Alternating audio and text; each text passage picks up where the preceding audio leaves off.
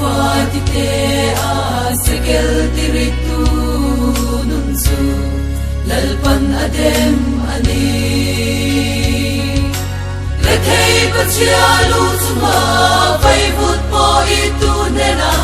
so nei bau khana o chu hei hi ani o Israel nekhela local la bochero gilgala local ula bochiat na tipuro Nalal pachuan sinda ani apuni Oh Israel